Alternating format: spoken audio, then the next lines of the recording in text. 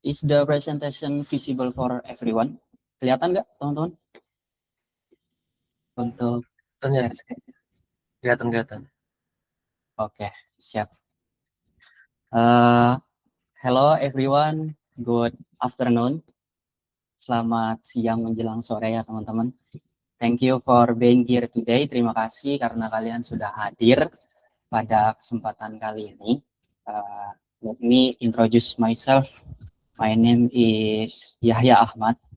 I'm a student of Trunajaya Madura. If anyone would like to discuss future or collaborate in the future, feel free to connect with me on LinkedIn, or follow my Instagram. Okay, today we are going to talk about something really interesting. Jadi hari ini kita bakalan ngomongin sesuatu yang mungkin menarik, yaitu kita bakalan ngomongin UI UX and human centered design. About UI UX and human centered design. So the topic in this session is designing human centered AI experience. Jadi untuk topik kali ini kita bakalan membahas designing human centered AI experience from the fundamental principles to applied case studies. Jadi kita bakalan ngomongin desain human centered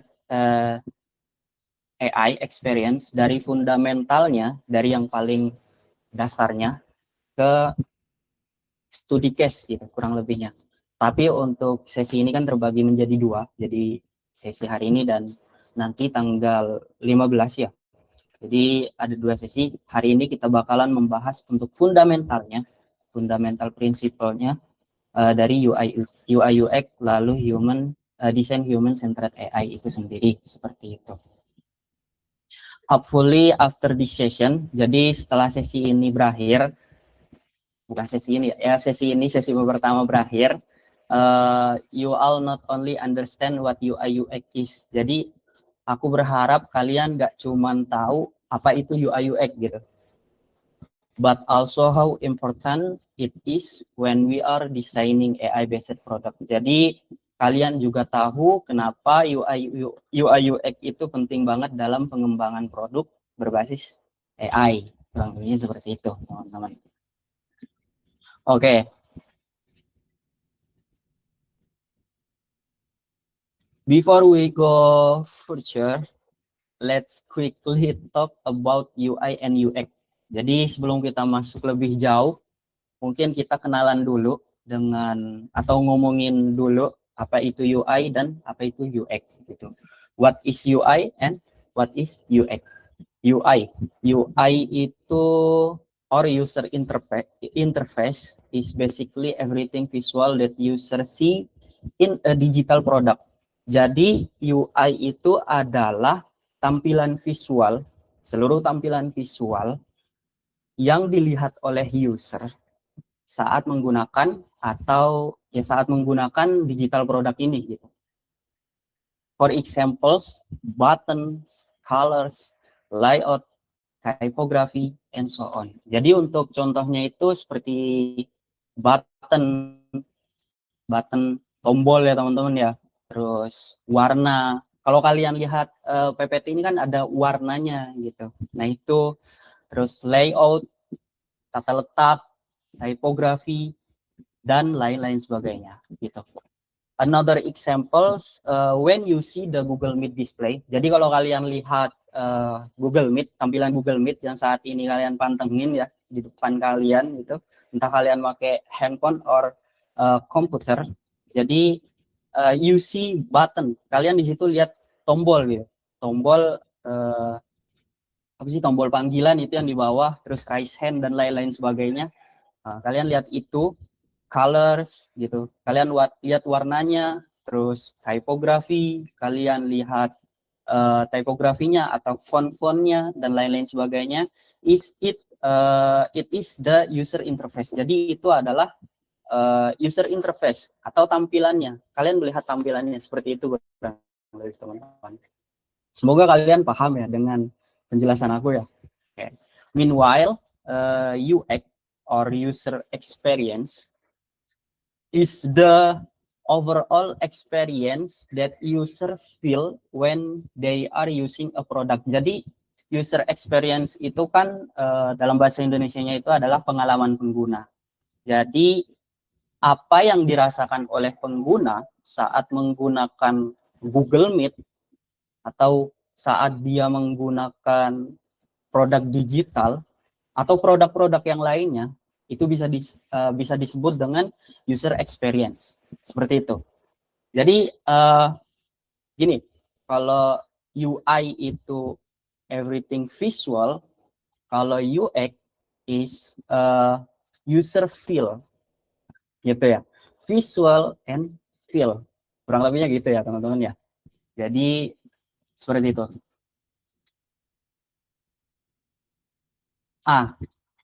Imagine you see this food in front of you. Jadi kalau kalian lihat PPT yang sekarang ini saya tampil ya, kalian lihat makanan di depan kalian atau di layar kalian, it looks delicious, right? Ya. Itu kelihatannya enak ya, karena mungkin ada yang puasa atau ada yang lapar dan lain-lain sebagainya. Itu kelihatan enak, it look delicious, right? Bener ya teman-teman ya? The colors, the plating, jadi dari warnanya kan orange ya, bener ya, orange ya, kelihatan ya. Terus the platingnya bagus, nggak berantakan gitu. The presentation, tampilannya, everything look amazing. Semuanya itu terlihat menarik. That is UI. Nah itu adalah UI-nya. Kalau kalian lihat makanannya, tampilannya seperti apa, seperti ini ya, kelihatannya menarik dan lain-lain sebagainya, itu bisa dibilang adalah UI-nya atau user interface antar muka penggunanya. Itu contoh sederhananya. But now imagine this, what if it looks good? Jadi kalau kelihatannya bagus, but it tastes bad, kalau rasanya itu tidak enak atau buruk dan lain-lain sebagainya, or it's hard to eat, atau mungkin dia itu keras saat dimakan gitu, or it makes you uncomfortable, that is UX. Jadi kalau misalnya tadi kan dari tampilan visualnya, sekarang itu dari apa rasanya gitu. Kalau rasanya enak, delicious, atau bad, itu adalah user experience-nya. Oke, seperti itu ya teman-teman ya. Cara membedakan UI, tampilan antar muka, dan UX, pengalaman pengguna. Oke. Semoga kalian paham ya dengan penjelasan aku. Oke. So, simply put, UI is how it looks. Jadi UI itu gimana kelihatannya. And UX is how it feels. Jadi kalau UX itu adalah gimana rasanya, atau mungkin gimana pengalaman saat kita menggunakan produk itu, seperti itu. Oke, sampai sini semoga kalian paham lagi ya. Itu adalah pengertian quickly about UI and UX. In UI UX design, jadi di dalam dunia UI UX, there are some basic principles that we usually use. Jadi di dalam dunia UI UX itu ada beberapa prinsip yang biasanya dipakai. Gitu. Sebenarnya bukan di dunia UI UX aja, tapi di desain, mungkin di video gitu-gitu, content creator dan lain-lain sebagainya, video, foto dan lain-lain sebagainya, itu mungkin ada basic-basicnya. Nah ini di basic UX itu aku bakalan ngasih tahu ke kalian gitu. Ada ada tiga prinsip yang aku mau kasih tahu. First is emphasis. This help use create a focal point so user know what to focus on first. Jadi emphasis ini itu memberikan suatu penekanan, focal point, memberikan penekanan, penekanan ya teman-teman ya. Jadi memberikan penekanan agar user itu fokus ke objek yang pertama kali harus dilihat gitu. For example, ada circles. Jadi di sini ada 9 lingkaran ya teman-teman ya. Ada 9 lingkaran dan dia itu kebanyakan berwarna biru. Hanya satu yang berwarna putih atau white. Nah, itu yang diberikan penekanan oleh si desainernya. Jadi penekanan itu bisa dari colors, scale, and so on atau lain-lain sebagainya ya teman-teman ya. Kalau di sini itu penekanannya menggunakan warna gitu. Tapi bisa juga dengan menggunakan skala atau ukurannya diperbesar lah dan lain-lain sebagainya gitu. Oke, jadi untuk emphasis itu dia memberikan penekanan focal point, so user know, jadi user itu tahu fokus pertama yang harus dilihat itu apa, fokus on first-nya itu apa, kurang lebihnya seperti itu. Lalu basic principles yang kedua atau seconds is hierarchy. This is about ranging element based on their level of importance. Jadi untuk yang hierarki ini sendiri adalah tentang bagaimana desainer itu menyusun elemen berdasarkan tingkat kepentingannya. Kurang lebih seperti itu.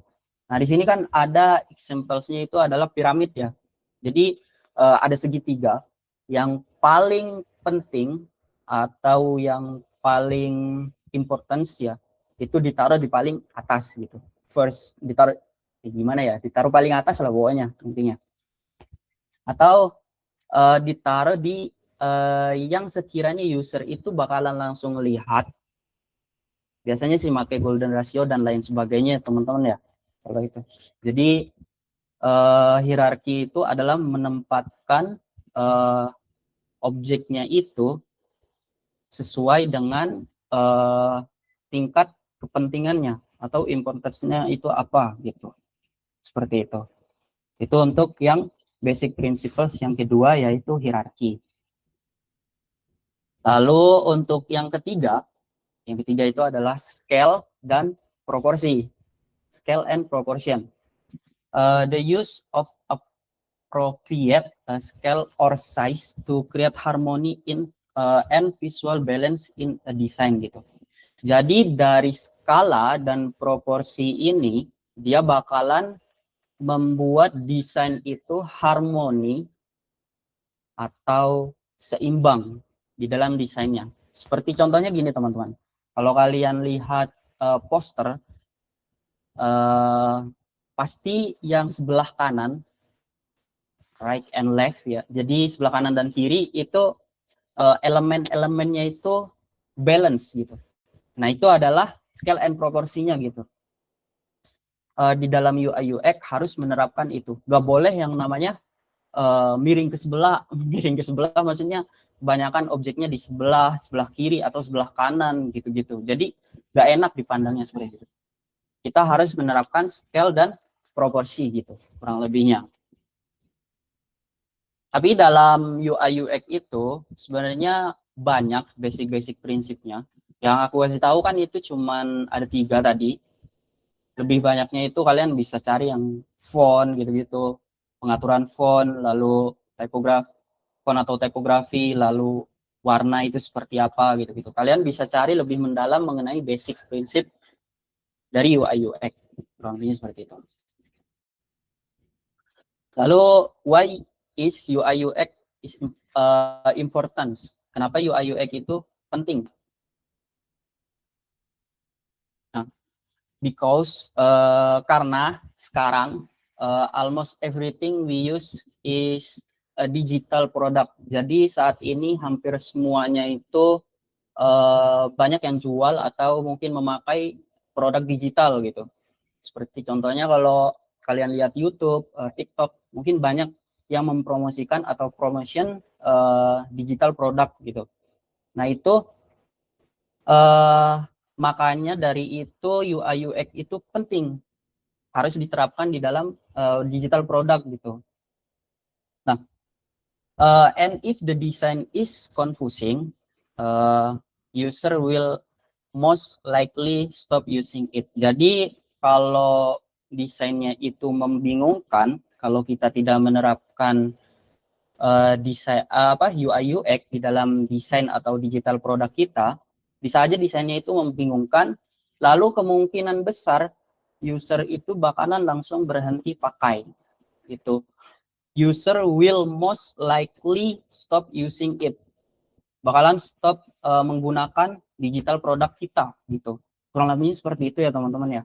Kenapa UI UX itu penting? Ya karena kita bisa menerapkan ilmu dari UI UX ini ke dalam digital produk yang saat ini kita pakai atau kita jual, agar orang itu tidak bingung untuk kedepannya seperti apa. Kurang lebihnya seperti itu bahasa gampangnya. Good UI or UX helps user interact with product more easily and comfortably. Oke. Mohon maaf kalau bahasa Inggris saya jelek ya. UI UX yang baik itu membantu user berinteraksi dengan produk secara lebih mudah dan lebih nyaman.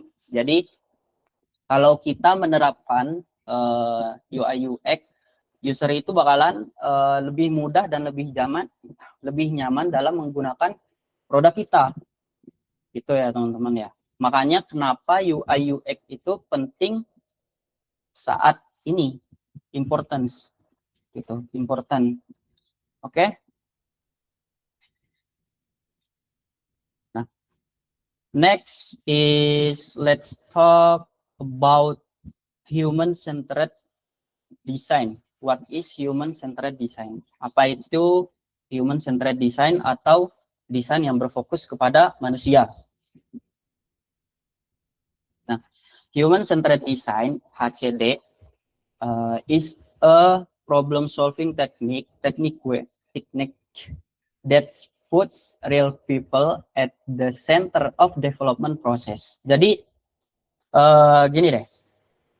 UI UX human centered design ini sendiri adalah teknik di mana dia itu menempatkan user atau pengguna saat proses development gitu.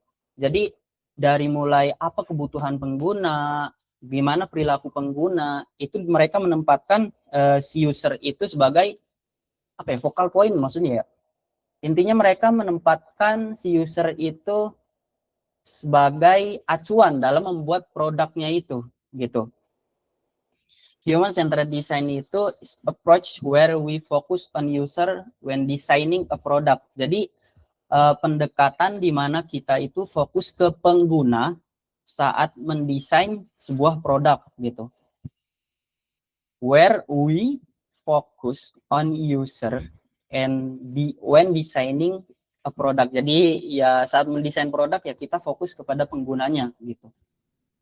So instead of asking what can this technology do, jadi kalau daripada kita bertanya teknologi ini bisa melakukan apa, we ask atau kita lebih baik fokus ke what do user actually need. Jadi apa yang dibutuhkan oleh user. Seperti itu ya teman-teman. Oke. Next. Jadi kalau tadi itu ada main principle dari UI UX. Nah, sekarang itu ada main principles of human centered design. Jadi ada apa sih? Prinsip dari human centered design itu sendiri. Tahu prinsip saat desain itu berfokus ke manusia gitu. There are 4 main principle in human-centered design. Ada 4 yang aku mau kasih tahu. Kalau tadi 3, sekarang ada 4 prinsipnya.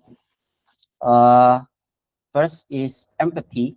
Empathy is understanding user feeling their problem and identifying what kind of solution they need. Jadi di empathy ini kita harus memahami apa itu masalah dari user, lalu kita bisa menjabarkan solusi apa yang mungkin diperlukan gitu. Kurang lebihnya seperti itu. Kita memahami user, masalahnya apa, kebutuhannya apa, dan lain-lain sebagainya. Lalu solusi apa yang dibutuhkan, seperti itu. Lalu ada yang kedua, second is collaboration. Collaboration is working together to create solution that are more realistic, relevant, and innovative. Jadi untuk yang kolaborasi ini sendiri adalah bekerja sama untuk mencari solusi terbaik gitu. Solusi terbaik yang realistik, relevan, dan inovatif dari permasalahan-permasalahan yang dibutuhkan oleh user gitu, yang ada di user itu sendiri gitu. Itu adalah proses kolaborasi. Lalu ada juga, maaf, kelewat ya teman-teman. Kayak ada iteration atau iterasi, di mana iteration itu sendiri adalah encouraging continuous learning and ongoing improvement through testing and refinement gitu. Terus melakukan perbaikan melalui testing. Intinya seperti itu ya, kurang lebih ya. Jadi dari tadi yang kita bahas itu ada empathy, terus ada kolaborasi, lalu kita ada iterasi, di mana kita melakukan perbaikan melalui testing gitu. Saat testing, apakah masih ada kesalahan yang perlu diperbaiki dari desain tersebut, maka itu adanya di iterasi, kurang lebih seperti itu. Lalu yang terakhir itu ada user involvement. User involvement ini adalah inviting user, jadi melibatkan user untuk partisipasi di desain proses, in the design process to ensure the solution truly meets their needs. Jadi user involvement itu adalah melibatkan pengguna atau user untuk berpartisipasi di dalam desain kita, sehingga solusi yang dikasih atau mungkin apa yang dibutuhkan oleh pengguna itu sejalan dengan solusinya gitu. Kurang lebihnya seperti itu ya bahasa Inggrisnya. Involving user in the design process. Jadi melibatkan pengguna dalam proses desain. Oke, itu adalah 4 main principle in human-centered design. Ada empathy, collaboration, iteration, and user involvement. Gitu. Oke, next is user need. User need adalah ya kebutuhan pengguna yang tadi aku bilang ya. User need, kebutuhan pengguna.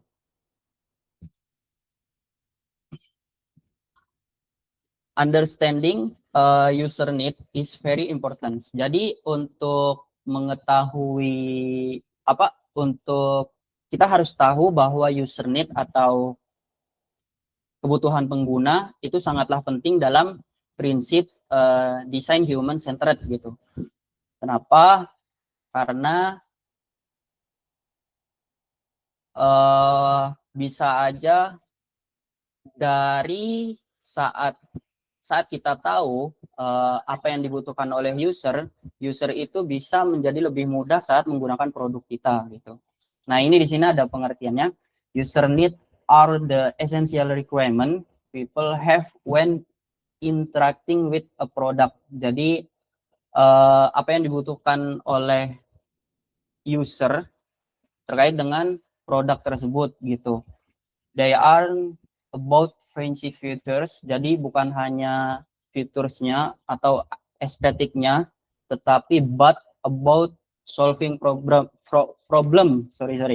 but about solving problem. Jadi tetapi lebih ke problem solvingnya itu bagaimana dari masalah dia gitu.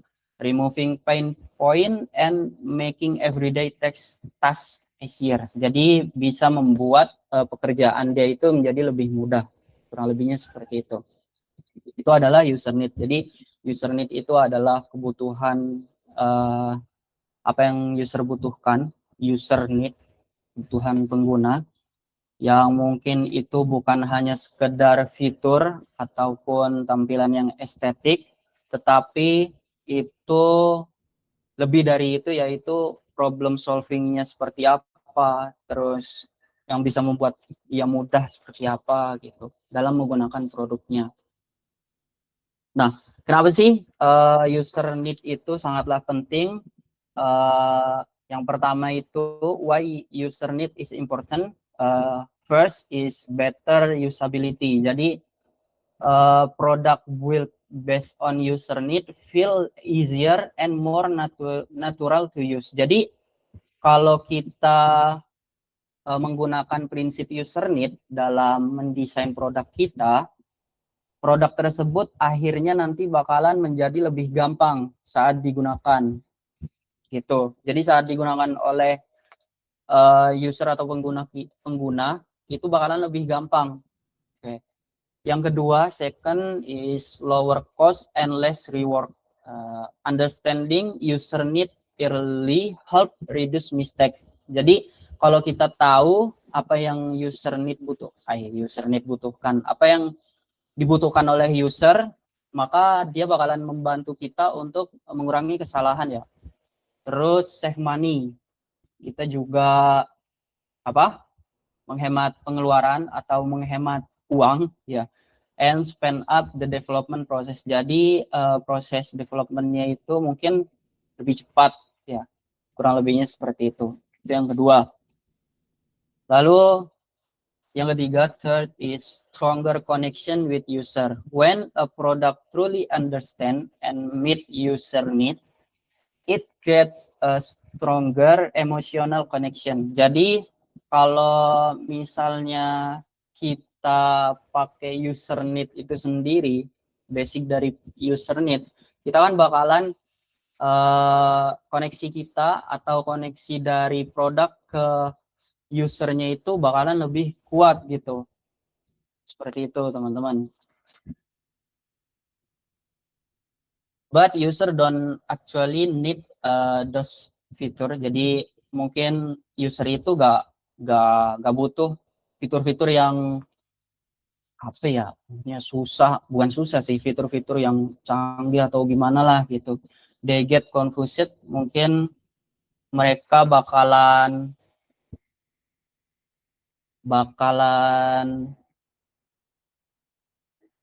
bingung ya, confused, don't use it. Jadi they get confused, mereka membingungkan, bisa aja itu membingungkan, lalu itu tidak digunakan atau they don't use it, lalu and eventually they leave. Jadi mungkin aja mereka bakalan keluar atau tidak menggunakan produk itu. Jadi kalau kita tidak menerapkan user need itu sendiri, bisa aja mereka bingung, terus tidak digunakan untuk produknya. Lalu lama-kelamaan mereka bakalan meninggalkan produk tersebut. That's why understanding user need is very important. Jadi itulah mengapa user need itu sangatlah penting dalam HCD gitu.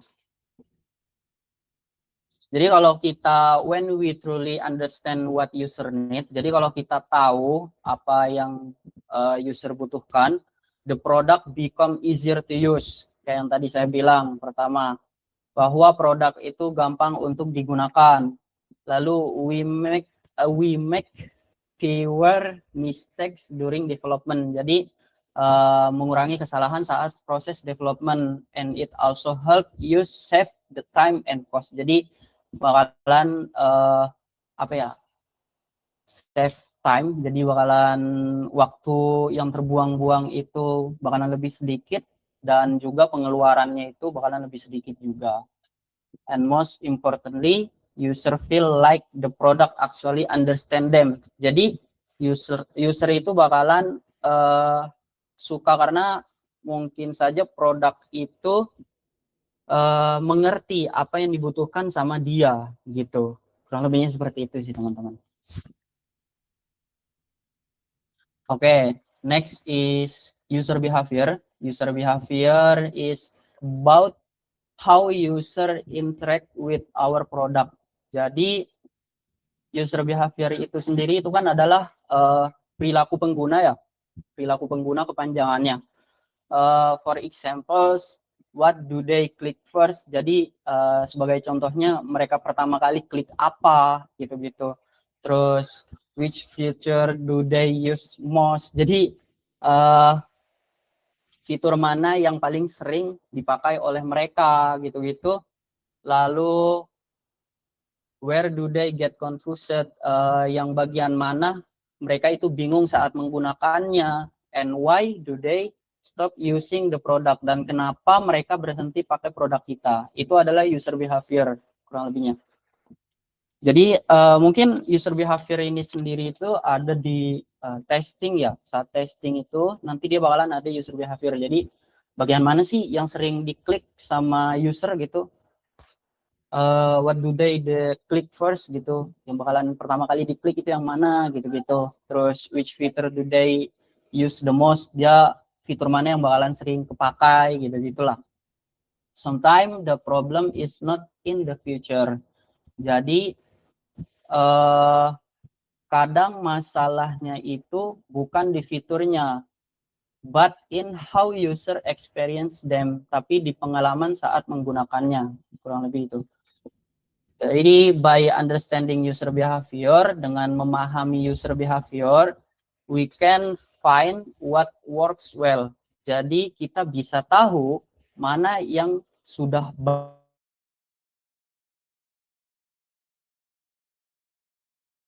improvement. Jadi mana yang butuh improve atau peningkatan. Kurang lebihnya seperti itu ya teman-teman ya. So instead of guessing what user want, jadi daripada kita menebak-nebak ya, guessing apa yang dibutuhkan oleh user, we use real interaction data to design better experience. Jadi kita pakai data interaksi nyata untuk mendesain pengalaman yang lebih baik gitu. Kan datanya itu didapat dari user tadi. Makanya kita sangat penting menempatkan manusia itu atau human centered design saat membuat sebuah produk itu, teman-teman. Next is basic UX. Jadi basic UX ini sendiri aku pakai design thinking. Design thinking itu sebenarnya banyak ya basic UX. Yang aku tahu itu banyak, bukan hanya design thinking. Dan ini bakalan kepake kalau kalian nanti mungkin ada matkul khususnya di SI ya. Di SI UTM itu kalau nggak salah nanti bakalan kepake juga design thinking ini saat mata kuliah IMK kalau nggak salah. Nah itu. Jadi ada lima desain, bukan design thinking ya. Design thinking itu terdiri dari lima stage. So how do we actually design based on user need and behavior? Jadi gimana sih? Tadi kan kita udah tahu user need dan user behavior. Gimana sih menerapkan user need dan user behavior itu? Nah ini tuh basic UX ini kayak sebuah metodenya sih sebenarnya ya. Jadi metode gimana untuk menerapkan user need dan user behavior itu. The first step is empathize. Jadi untuk step yang pertama itu adalah empathize. Empathize itu this is where we try to understand the user and their problem. Jadi pada saat empathize ini kita mencoba memahami user dan masalahnya itu apa gitu. Kita memahami user, lalu masalahnya apa, itu adalah empathize. Makanya di sini untuk logonya itu ada dua manusia ya yang saling berhadapan, itu saling memahami, mungkin seperti itu. Next is define. Define itu adalah we identify what the real problem actually is. Jadi untuk define itu sendiri adalah kita mulai mengidentifikasi sebenarnya masalah utamanya itu apa gitu. Di situ define itu proses mengidentifikasi masalah utamanya itu apa sih. Kira-kira saat kita user ini permasalahannya apa sih? Apakah karena dia jarang minum air gitu? permasalahannya apa? Sorry, permasalahannya karena dia sibuk kerja atau sibuk game dan lain sebagainya sehingga dia lupa untuk minum air seperti itu. Itu adalah contoh sebagai memahami their problem, masalah dia gitu. Lalu ada ideate. Ideate ini adalah here we start brainstorming possible solution. Jadi ideate ini di sini kita mulai cari dan brainstorming berbagai solusi. Tadi kan kita udah mendefine permasalahannya itu dari apa. Lalu kita mulailah mencari berbagai solusi di ideate ini. Kira-kira karena dia sibuk ngegame, solusi yang tepat itu apa sih biar dia gak kelupaan minum air gitu kurang lebihnya. Lalu ada prototype. Prototype is create a simple version of the solution and test it. Jadi untuk prototype ini sendiri adalah gambaran kasarnya ya kurang lebih ya. Jadi kan tadi kita udah mendefinisikan masalah, terus kita mencari solusinya bagaimana. Lalu kita membuat prototipe sederhana gitu untuk agar tahu gambaran kasarnya itu seperti apa dari produk yang akan kita buat seperti itu. Dan terakhir itu ada testing.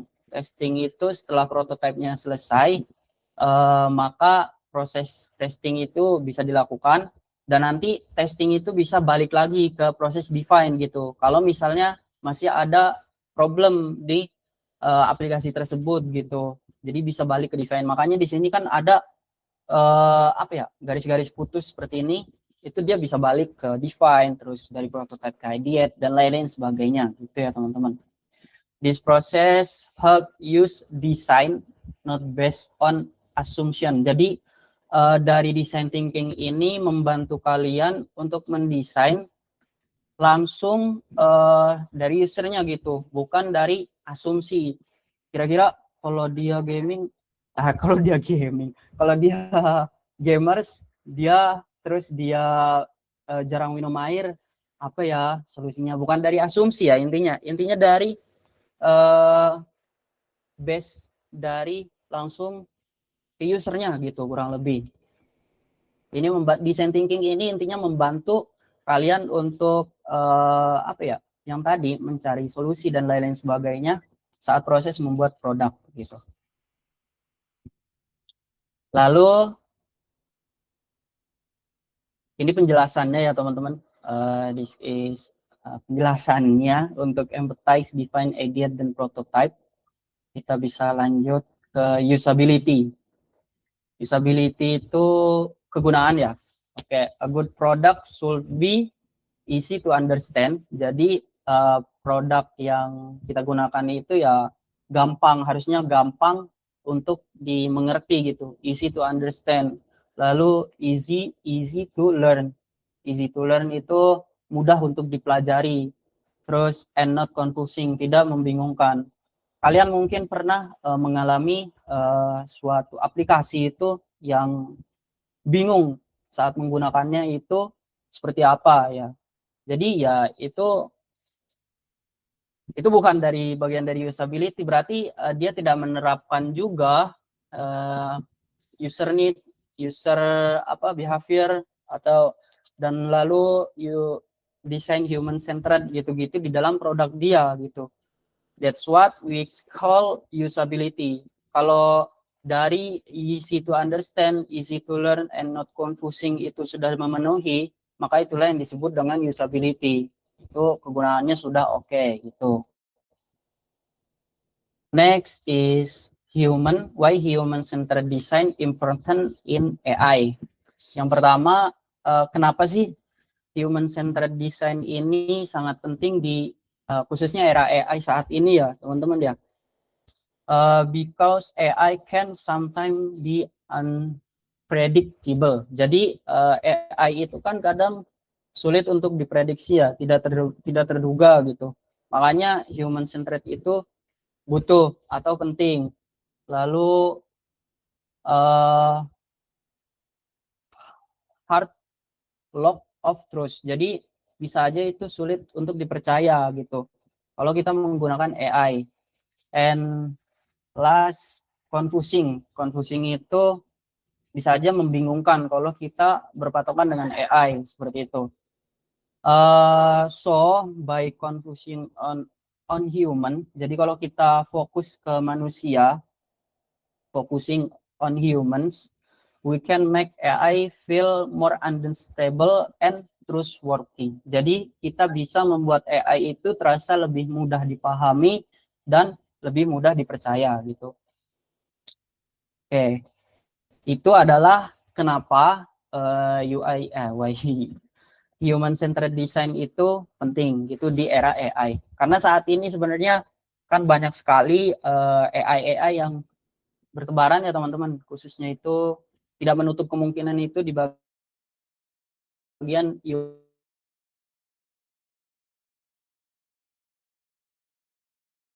aku punya sampai UX gitu. Jadi ada pakai. Nah, dari materi ini kalian memakai AI, tetapi kalian harus paham juga dengan basic atau fundamentalnya itu sendiri. Makanya aku tadi kasih penjelasan mengenai UI UX itu, terus prinsip-prinsipnya. Prinsip-prinsip itu sangatlah penting. Terus kenapa sih ada user need, ya kan? Ada kenapa user need, lalu user behavior dan lain-lain sebagainya. Itu kalian harus tahu. Karena kalau kita tidak berpatokan ke itu, ya mungkin bisa aja desain yang kita buat atau produk yang kita buat itu bisa aja membingungkan kayak tadi. Terus ya tidak berguna atau mungkin bisa aja bakalan ditinggalin lama-kelamaan gitu. Kurang lebihnya. And thank you.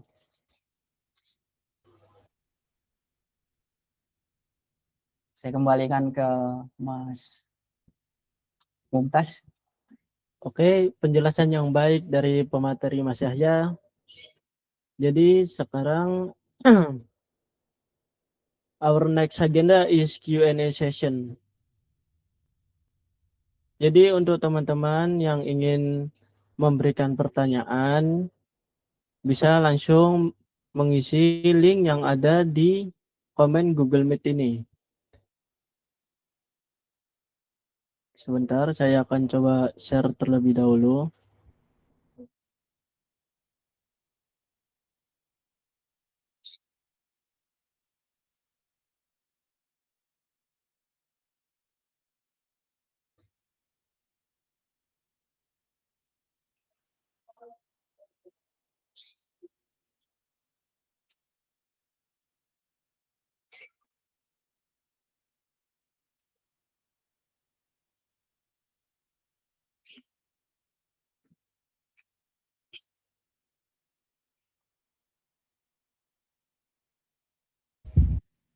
Oke, nanti mungkin bakalan ada sesi tanya jawab ya Mas ya.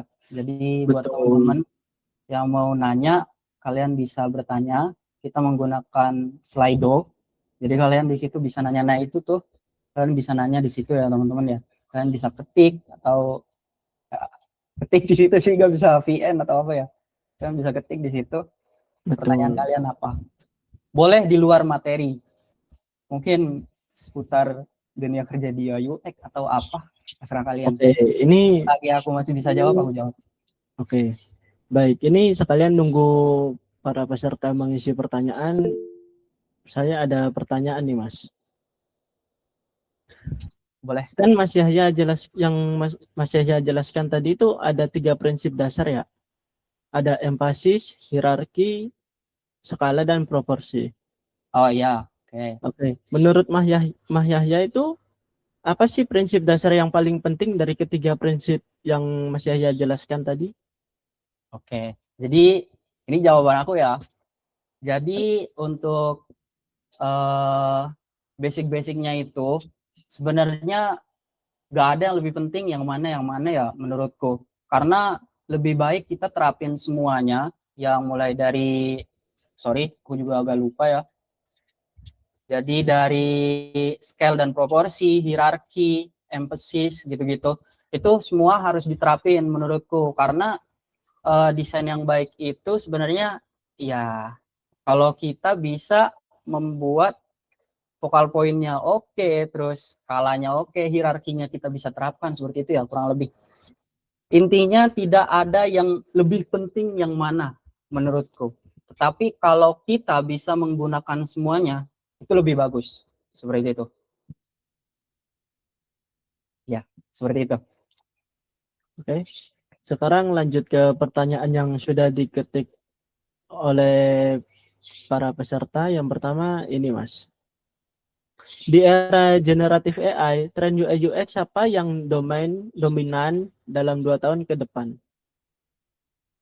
Oke, di era generatif AI, tren UI UX apa yang akan dominan dalam 2 tahun ke depan?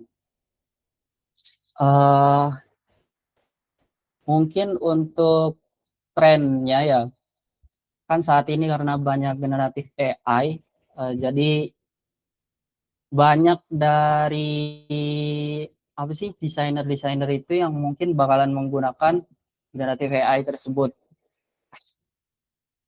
Jadi trennya ya bakalan banyak sih yang bakalan mendesain menggunakan generatif AI itu sendiri gitu. Aku seperti itu. Jadi untuk 2 tahun ke depan ya, aku juga kurang ini, kurang ya bukan kurang paham juga sih sebenarnya. Cuman yang aku bisa jawab seperti itu. Jadi untuk mungkin banyak tren-tren desainer itu yang bakalan menggunakan AI gitu-gitu. Makanya saat ini kita kan bahas untuk basic-basicnya dulu biar kalian paham dan nanti kalian bisa terapkan ke dalam desain kalian seperti itu. Mungkin itu. Kalau kurang puas kalian bisa tanya lebih lagi ke aku, mau secara langsung atau gimana? Ya. Oke. Sekarang lanjut ke pertanyaan selanjutnya, Mas, yang mungkin jawabannya bakal panjang nih. Ini, tolong jelaskan kembali basic prinsip dan yang soal visi di tadi, Kak. VCD atau Human Centered Design ya? MCD ya? HCD Nah, ya teman-teman ya? mungkin itu maksudnya, Mas. Oke. Jadi aku share screen lagi kali ya? Gimana ya? Boleh, Mas, boleh, Mas.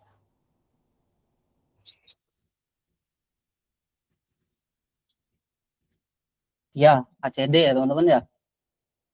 Oke. Oke, mungkin ini ya basic prinsip itu ya. Jadi basic prinsip itu ini yang kita gunakan saat mendesain teman-teman. Jadi kayak misalnya emphasis. Nah, emphasis itu kan memberikan penekanan, focal point gitu-gitu.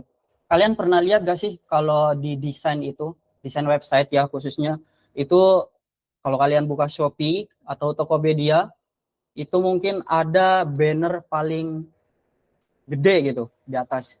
Nah, itu dia bisa aja menerapkan yang namanya emphasis, memberikan penekanan terhadap banner itu gitu. Nah, itu bukan gak berlaku ya, bukan cuman ke banner tersebut aja gitu, tapi bisa aja ke font, terus ke gambar dan lain-lain sebagainya. Kalau misalnya itu perlu penekanan agar dilihat lebih awal gitu, maka itu diperlukan emphasis.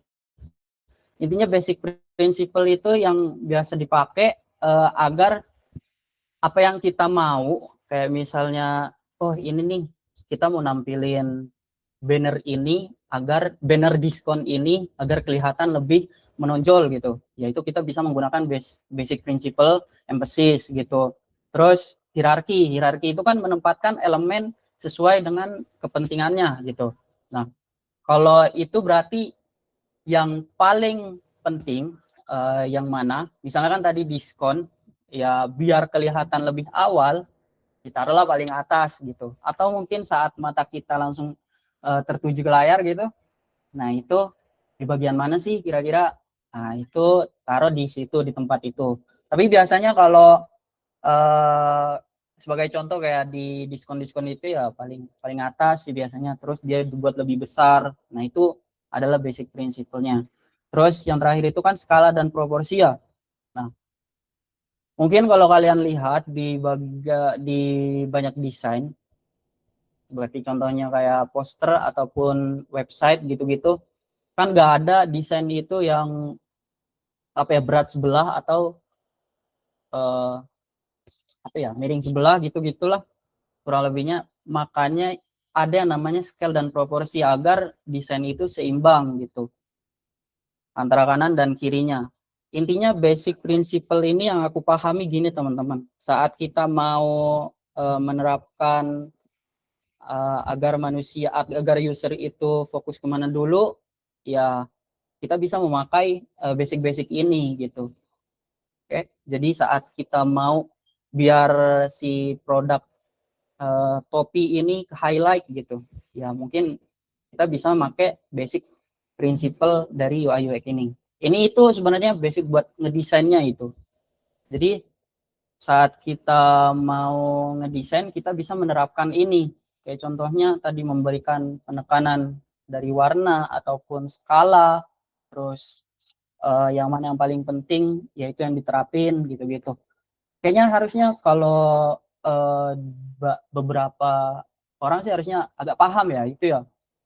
Kayak membuat poster aja sebenarnya kita udah bisa tahu gitu bahwa basic prinsipalnya ini penting gitu. Karena kalau kita membuat suatu desain atau produk hanya angan-angan kita ya mungkin agak susah untuk dimengerti, kurang lebihnya itu. Terus yang HCD itu kan Human Centered Design. Jadi HCD itu adalah menempatkan manusia atau user pengguna eh, sebagai subjek utama dalam saat mendesain produk gitu.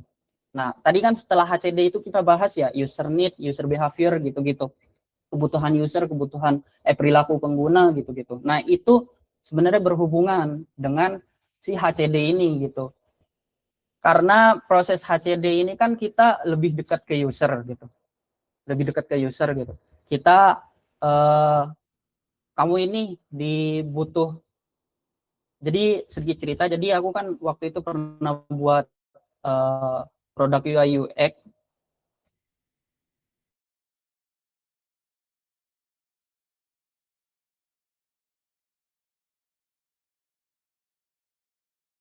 itu gitu, aplikasi dehydrate ya. Nah itu kan udah ditentuin pertama dehydrate. Nah jadi ibu-ibu terus gamers gitu-gitu, programmer gitu-gitu kan bisa memakai semuanya. Nah itu kita survei ke apa ya? Maksudnya ke pasar ya, mungkin bukan ke pasar ya, maksudnya ke kalangan-kalangan itu gitu, ke ibu-ibu dan lain-lain sebagainya. Kita nyebar survei apa sih masalahnya saat kalian dehidrasi gitu-gitu ya, mungkin karena sibuk bekerja lah atau sibuk bermain lah gitu-gitu. Nah itu adalah salah satu human centered design gitu, menempatkan manusia itu sebagai titik, bukan titik tumbuhan ya, kalau dari bahasa aku sih titik tumbuhan ya. Jadi menempatkan manusia itu sebagai subjek utama atau saat proses mendesain gitu, kita berdasarkan mereka saat mendesain gitu. Kamu butuh apalah, ya kita bisa terapin ke dalam produk kita gitu. Kurang lebihnya seperti itu.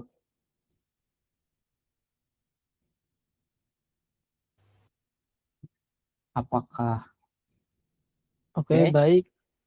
Mungkin bisa diturunkan terlebih dahulu. Nah, terima Sudah kasih. Mas?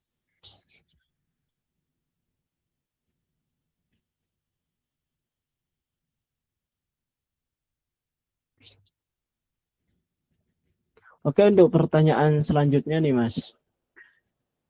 Saran font selain Poppins apa ya, Mas? Nah, kan defaultnya biasanya kebanyakan orang-orang tuh menggunakan font Poppins ya, Mas, biar kelihatan teksnya lebih bagus. Nah, mungkin ada saran font lain, Mas? Ini sebenarnya kalau masalah font ini agak ini ya teman-teman ya, agak tricky ya. Kadang orang-orang juga nyari font juga lama gitu, bisa sejam 2 jam buat. Tapi ini aku gak ngasih saran font, tapi aku ngasih saran gini. Jadi kalau misalnya kita mau mendesain ataupun membuat produk, kita sesuaikan dengan tema kita. Misalnya tema kita Ramadan ataupun iya misalnya temanya Ramadan ya, kita cari font-font yang berbau dengan Arabic atau apa gitu-gitu ya, yang Arab-Arab gitu-gitu. Jadi seperti itu. Mungkin kalau selain Popin, satu aja sih yang aku rekomendasiin itu ada Monsterrat sama Jakartan sama apa gitu, aku lupa ya. Nanti mungkin bisa PC aja ya guys itu. Kalau itu soalnya banyak font-font yang dipakai sama aku. Oke, baik. Sekarang pertanyaan selanjutnya nih, Mas. Kan kita dari tadi ngomongin temanya itu tentang human centered AI. Nah, ini kebetulan ada pertanyaan tools AI yang sering digunakan UI UX design apa ya, Mas? Tools AI yang sering digunakan di UI UX ya teman-teman ya. Sebenarnya sampai saat ini aku belum nyoba atau belum pernah pakai untuk AI itu sendiri ya. Tapi mungkin kalian bisa pakai. Waktu itu aku hanya pernah pakai kalau AI itu hanya pakai GPT, oke? Jadi aku nggak full ngedesain itu pakai AI. Jadi yang aku bisa rekomendasiin mungkin GPT, tapi ada beberapa. Kemarin aku udah survei untuk AI-nya itu, cuman aku agak lupa ya. Nanti aku survei lagi, terus mungkin yang nanya ini bisa chat ke aku ya. Nanti aku kasih tahu. Nah, cuman selama ini aku pakai AI itu hanya memakai ChatGPT karena kalau aku proses menggunakan AI itu hanya nanya kadang kalau misalnya mendesain website dengan ukuran segini, terus font berikan rekomendasi fontnya, ukuran fontnya seperti apa gitu-gitu. Jadi nggak yang pure ngedesain dari awal, aku ngedesain menggunakan AI dari awal itu enggak. Cuman emang ada beberapa yang AI yang bisa buat ngedesain itu. Kalau aku lihat-lihat sih kayaknya ada Wizard ya apa gitu, aku lupa namanya. Wizard, terus nantilah kalian bisa bisa tanya ke aku lagi. Aku insya Allah aku jawab. Kalau gak bisa jawab sekarang, aku kasih rekomendasinya nanti di next season. Pokoknya gitu. Ini tak jawab, tak highlight lah pertanyaannya. Oke. Berarti kemungkinan bakal dijawabnya lagi itu untuk session kedepannya ya, Mas ya? Ya, ini kan tadi yang aku rekomendasikan hanya ChatGPT ya, karena aku seringnya waktu itu. Jadi nanti kan aku rekomendasiin lebih banyak lagi buat kalian gitu. AI apa yang sering digunain buat desain. Itu aja. Oke, sekarang pertanyaan selanjutnya nih, Mas.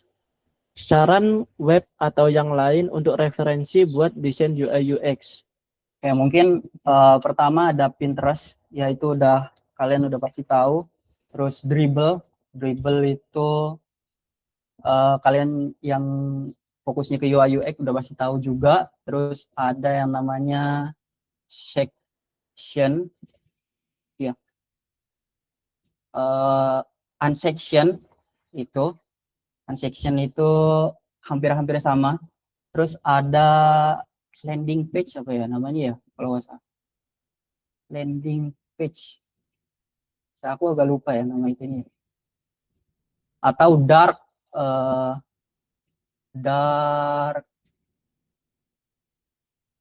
design. Nah, dark design. Yang pertama itu ada Pinterest, terus Dribble, terus ada aku agak lupa, Unsection, Section.com, lalu ada dark design. Itu yang bisa aku kasih rekomendasi. Cuman kadang dari Facebook juga aku ngambil sih. Dari Facebook itu kan biasanya di komunitas itu banyak yang ngedesain, banyak yang nge-up hasil desain mereka gitu-gitu. Nah, itu aku bisa jadiin referensi juga dari Facebook ya. Oke, untuk pertanyaan selanjutnya itu ini Mas, tool desain selain Figma. Jadi kebanyakan orang yang menggunakan desain UI UX itu kan di Figma. Apa mungkin Mas Yahya ini punya referensi buat tools desain UI UX itu selain Figma? Ada sih. Jadi untuk toolsnya itu yang aku tahu ada sebenarnya untuk tools itu bisa pakai apa aja ya teman-teman ya. Teman aku pun waktu itu ngedesain website pakai Photoshop. Jadi bisa pakai Photoshop. Cuman bedanya kalau di Figma itu kan dia ada guide atau ya mungkin maksudnya bisa menyesuaikan dengan website ya. Jadi lebih lebih lebih gampang gitu. Nah, yang aku yang aku rekomendasiin itu pertama ya Framer. Framer ini hampir sama kayak Figma, cuman aku belum nyoba sampai ke dalam-dalamnya itu seperti apa. Terus ada Photoshop, terus lalu Adobe XD ya, kalau nggak salah itu kalian bisa pakai itu. Ada tiga ya. Ada Framer, Photoshop, Adobe XD. Oke, oke sudah itu aja. Oke. Sekarang pertanyaan selanjutnya nih. Mas, kunci menang lomba UI UX. Nah, bisa dijawab coba, Mas. saya, saya ikut lomba UI UX cuman sekali ya teman-teman ya. Itu pun ya ini ya, bukan nggak menang sih, masih harapan aja ya. Jadi kuncinya ya gini teman-teman. Karena aku juga kurang tahu penilaian dari juri seperti apa, kan beragam gitu.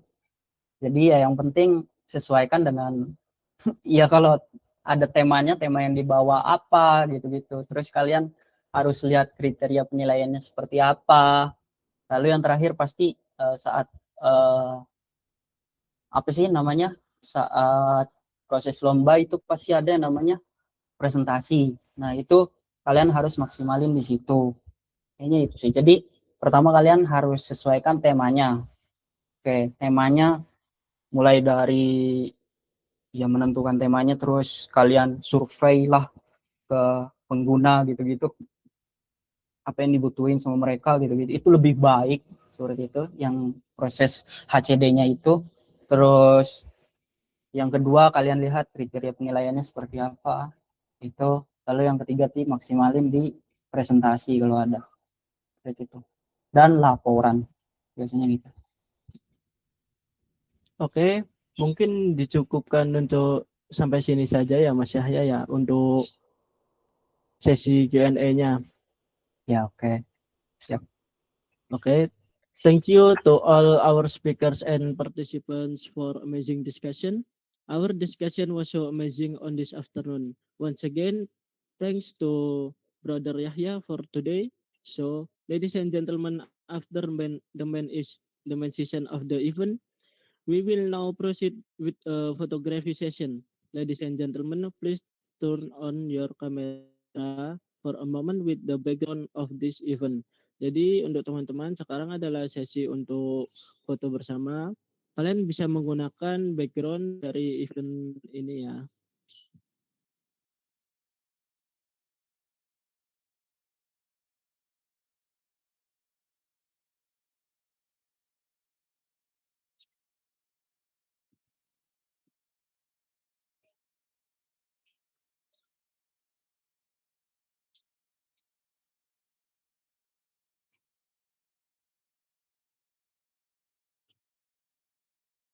Mungkin bisa dinyalakan semua kameranya.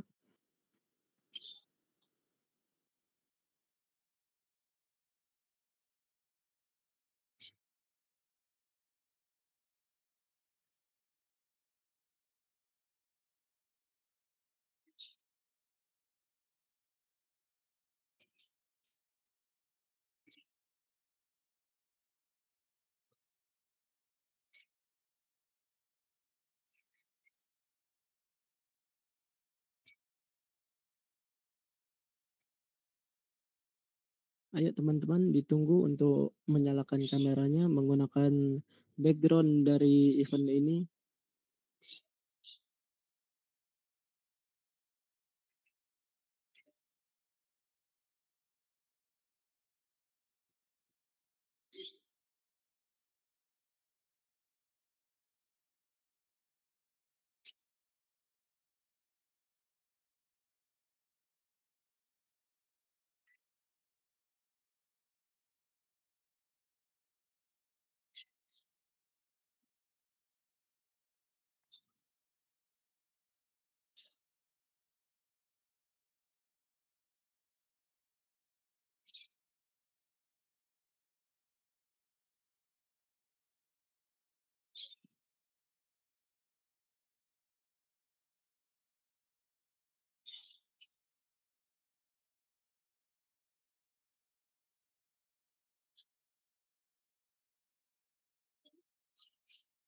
Halo teman-teman, apakah suara saya terdengar dengan jelas?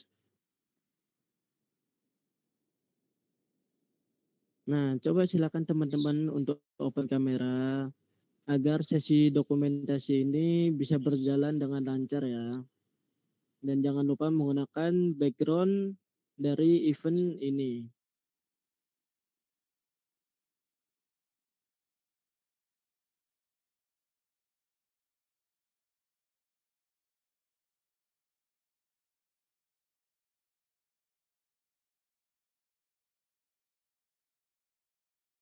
Oke.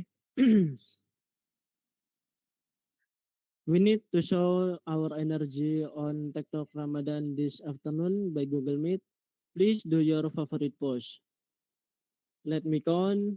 3, 2, 1, and say cheese. Oke. Once again for the next slide with this pose, yes. Jadi untuk selanjutnya menggunakan pose seperti ini. Oke. Let me count. 3, 2, 1. Oke.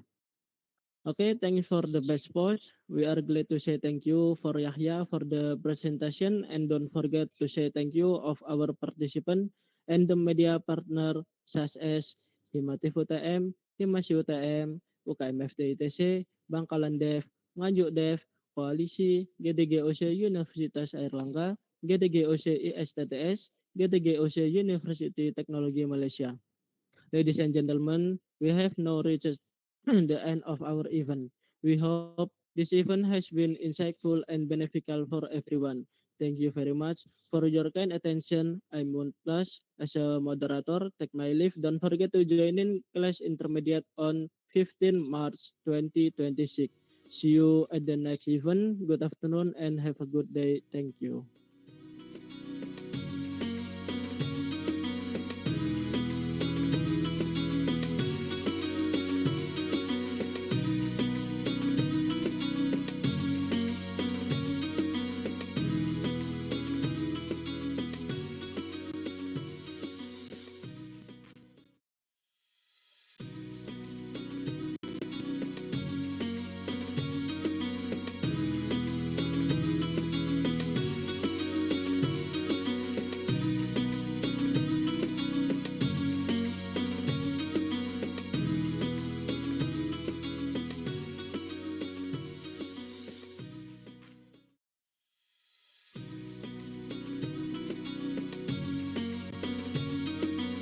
Yang voting jangan keluar dulu ya.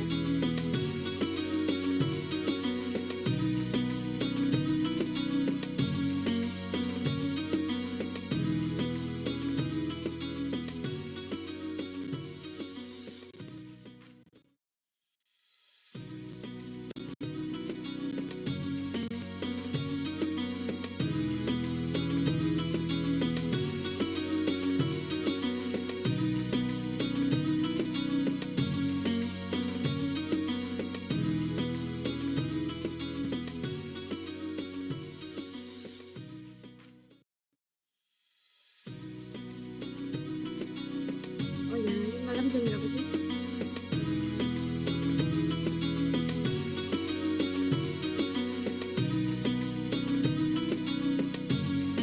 Jam 8, jam 8. Sudah guys, silahkan keluar dari room meet.